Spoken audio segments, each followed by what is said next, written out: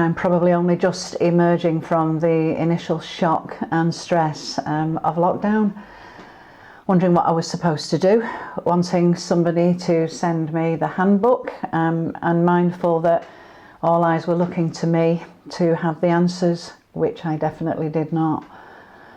And by God's good grace, 2 miracles happened to us in the first week. One was Ryan, a local businessman with excess fresh produce that was suddenly headed to landfill rather than local hotels. And could we help? We rallied a group of volunteers from church and community and managed to distribute to over 800 homes. It was phenomenal. He enabled us through his generosity to show the church as open, as active and as giving. The WhatsApp group, I think, above all, has taken us by surprise, and it's just proved this absolute unexpected lifeline in terms of pastoral care. You know, who knew? Even for those who are the silent observers, who are never active, but they have been sending me emails saying, Karen, I might not do anything, I might not share anything, but thank you, please thank people, because it's keeping me sane, it's keeping me focused, and it's made me feel included. So wonderful. People have become more engaged with the Bible, more prayerful as a church community, and closer to God, they tell me.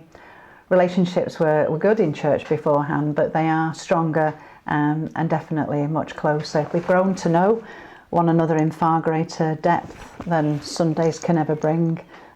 People are talking about their faith, their spiritual lives, and, you know, to use the phrase, it really is more than Sunday. The lows, for me, feeling totally out of my depth, overwhelmed by which emails to respond to first, losing my purpose, never finishing a job, screen overdose. For church, it's the loneliness and the lack of physical contact. And financial worries for people personally, not the church as a whole, although that, of course, will have an impact.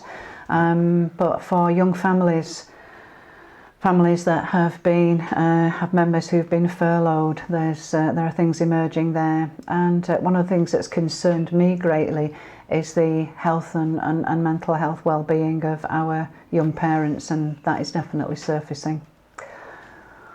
But the good has outweighed throughout, and the outcomes of the closed churches. The church has definitely not been closed.